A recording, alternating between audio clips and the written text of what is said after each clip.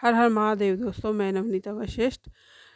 सूर्य ग्रहण इस बार 25 तारीख को 2:03 से लेके 4 बजे तक है।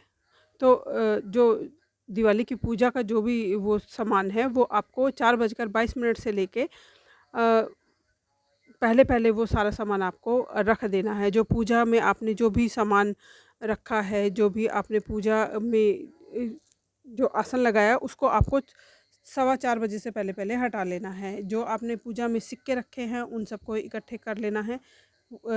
ये आपको कार्य 4 बजे से पहले पहले हर हाल में करना होगा। जो भी आप सामान लेके आए हैं उसको अपने जहाँ जहाँ पे स्थान है उसका वहाँ पे रख दें। जो हाथी लेके आए हैं तो हाथी को अपने धन स्थान में रख दें या मंदिर में रख दें। गन्ना जो लेके आए हैं उसको भी पोटली में बांध के गन्ने को रख दें। जो कमलगट्टे आपने चढ़ाए हैं, जो दालचीनी आपने चढ़ाई है, ये सब चीज़ें जो भी चढ़ाई हैं आपने, इनको अगर चांदी की डिब्बी है तो उसमें रख दें। वरना तो जो केसर है, ये जो हल्दी की गांठें हैं, ये सारी चीज़ें नहीं लेनी है, थोड़ी थोड़ी चीज़ें इनमें से लेनी है। जो मूंग की दाल है, ये जो इलायची आपने चढ़ाई है, वो सब चीज़ें थोड़ी थोड़ी आपको उनमें से ले लेनी है। एक एक दो दो चीज़ें आपको लेनी है। जैसे बेलपत्र से अगर आपने पूजा की है तो बेलपत्र, एक दो बेलपत्र ज़रूर ले ले। तुलसी से अगर पूजा की है तो तुलसी ले ले। अगर आपने लाल फूलों से की है, कनेर के फूलों से की है, तो एक लाल कनेर का फूल, एक फूल ज़रूर ले ले।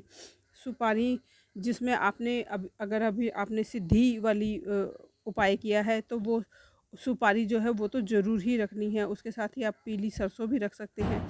जो पूजा में चावल पीले करके जो आपने रखे थे वो चावल भी आप ज़रूर लें।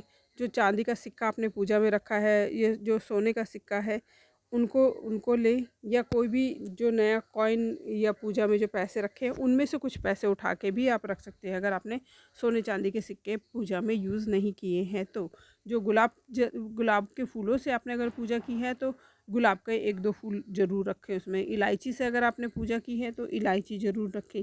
ये सारी चीज़ें भाव और विश्वास के साथ, बहुत प्रार्थना के साथ इन सब चीज़ों को आपको रखना है। इन सब चीज़ों को रखने से पहले जिस जिस देवता की आपने पूजा की है, जैसे गणेश जी का, धन्वंतरी जी की, कुबेर जी की, माँ लक्ष्मी की, इन सब को पहले प्रार्थना करें कि आप मेरे घर में जहाँ जहाँ आपका स्थान है वहाँ वहाँ आप स्थायी रूप से स्थापित हो जाएं।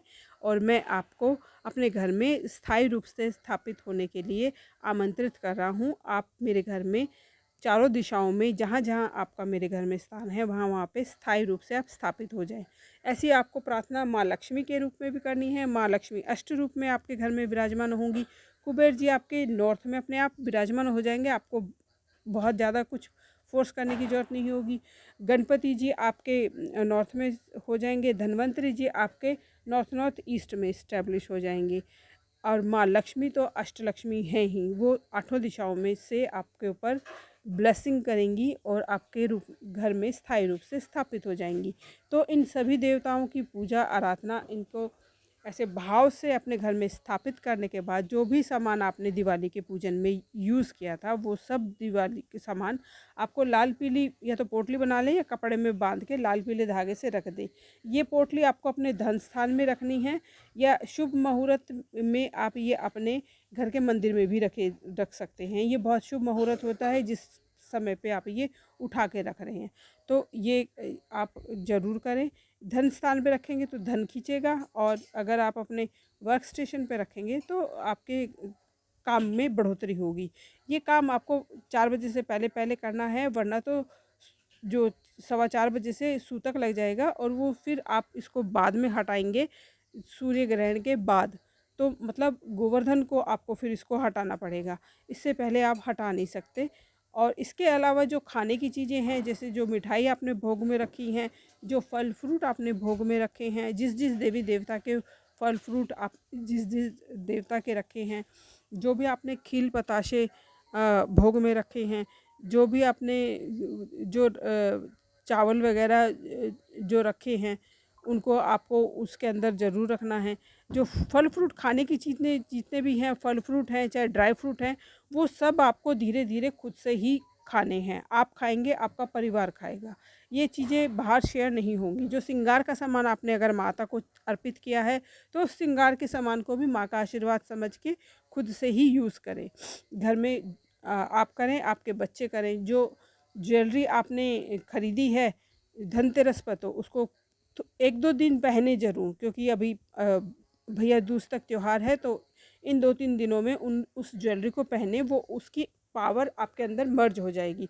जिस जिस देवी देवता का आपने आह्वान किया है, जिस जिस देवी देवता को आपने पूजा है, उन सभी देवी देवताओं को स्थायी रूप से अपने मंदिर में स्थापित करें और ये प्रार्थना करें कि आप अब यहाँ पे बैठ के मुझे और मेरे परिवार को अपना आशीर्वाद दें।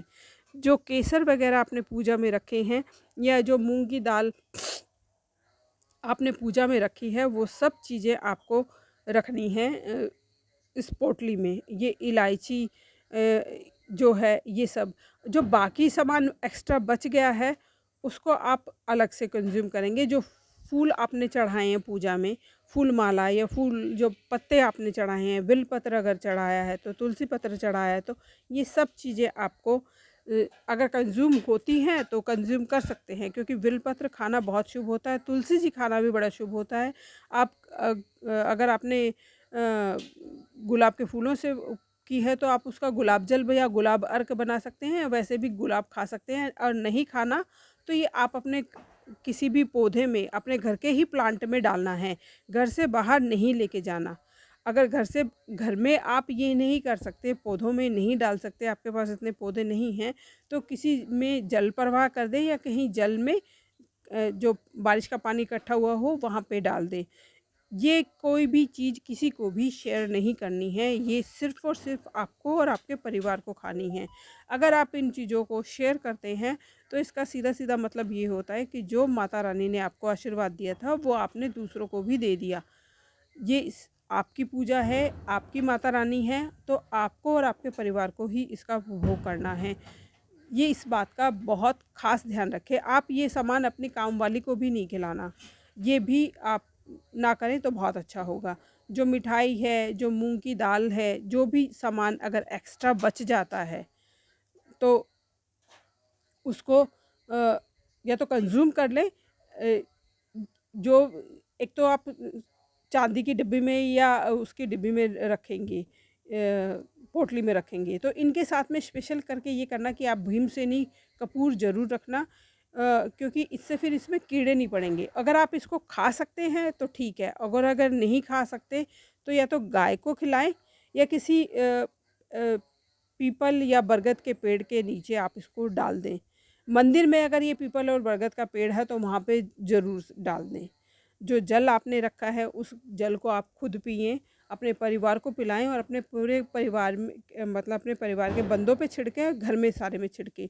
जो चावल रोली वगैरह पूजा में जो भी यूज़ हुई हैं, उन सब को आप अपने घर में रख दें। वो आप बाद में भी यूज़ कर सकते हैं, क्योंकि वो अपने आप में अभिमंत्रित हो गई है। ये सब चीज़ें जो भी पूजा में यूज़ हुई हैं, चाहे वो आपने अभिमंत्रित की हैं चाहे नहीं की हैं, वो आप पूजा में अगर रखी हैं तो वो अपने आप से ही अभिमंत्रित हो गई हैं।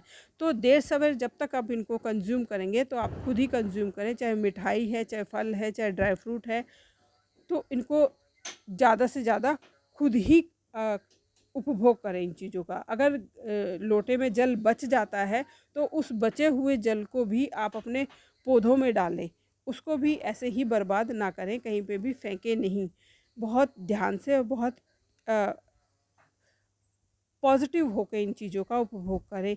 ये जो भी फूल हैं, या जो भी आपने मिष्ठान वगैरह आपने रखे हैं, जो हल्दी है, हल्दी गांठ वाली है तो आप उसको पोटली में रख लें, अगर नहीं है तो उसको पीस के यूज़ कर लें। चावल को आप अपने चावलों में डाल लें और फिर उनको यूज़ करें। जो झाड़ू आप लेके आए हैं, उन झाड़ू को आप यूज़ करना शुरू कर दें। जो दूर्वा वगैरह आपने चढ़ाई है, उस दूर्वा को आप पोटली में भी रखें और मंदिर में भी थोड़ी सी रख दें, लाल धागे के साथ बांध के।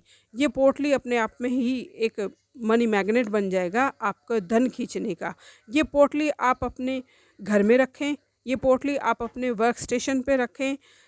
ये आप 1 से 2-3 पोटली भी बना सकते हैं, अगर आपके पास सामान ज़्यादा है तो आप अपने वर्क स्टेशन पे भी रख सकते हैं, अपने घर में भी रख सकते हैं, अपने मंदिर में भी रख सकते हैं। तो इसके अलावा जो इत्र है उसको खुद यूज़ करें, अगर बच गया है तो। और जो सतनजा रखा है, 7 नाजों के ढेर पे जो आपने दिए जलाए हैं, उनको आपको पक्षियों को डालना है। जो झाड़ू है उसको यूज़ करना है। ऐसे जो भी चीज़ आप यूज़ करें वो इस भाव और विश्वास के साथ करें कि वो माता रानी का आशीर्वाद है और वो माता रानी का प्रसाद है जो हम उसको ग्रहण कर रहे हैं। बहुत भाव से, बहुत विश्वास से इस दीपावली को मनाएं। माता रानी आपके सभी दुखों को दूर करे और आपकी सभी मनोकामनाएं पूर्ण करे। इसी भाव और विश्वास